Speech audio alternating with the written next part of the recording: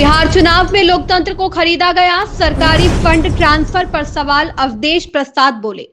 बिहार में एनडीए की भारी जीत पर सपा सांसद अवधेश प्रसाद ने कहा, बिहार चुनाव में बड़े पैमाने पर लोकतंत्र को खरीदा गया। चुनाव घोषित हुए और पूरे राज्य में आदर्श आचार संहिता लागू कर दी गई। इसके बाद सरकारी कोष से महिलाओं के खातों में 10-10 हजार रुपए ट्रांसफर किए गए। यह सरकार द्वारा लोकतंत्र और आदर्श आचार संहिता के सिद्धांतों का खुला उल्लंघन है। चुनाव आयोग ने इसमें अहम भूमिका निभाई और इस नतीजे में योगदान दिया।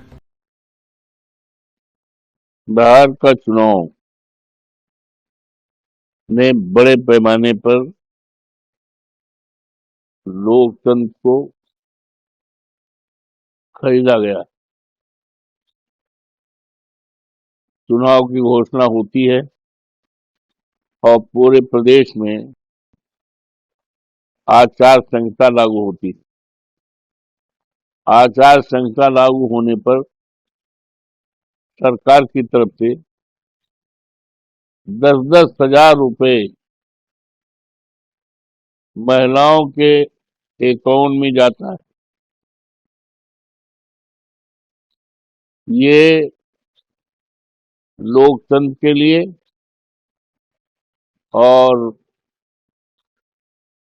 जो लोकतंत्र की जो मान्यताएं हैं, आचार संहिता की जो मान्यताएं हैं, ये सरकार द्वारा उसका खुल्लम खुल्ला उल्लंघन किया गया और इसमें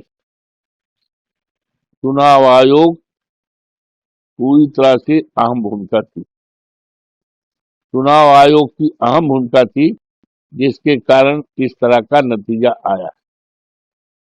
और दूसरी तरफ ये जनता ने पूरी तरह से मन बना लिया था बदलाव का। हम लोग तो गए थे, हमारे नेता माननीय अखिलेश जी अच्छी सभाएं हुई थी।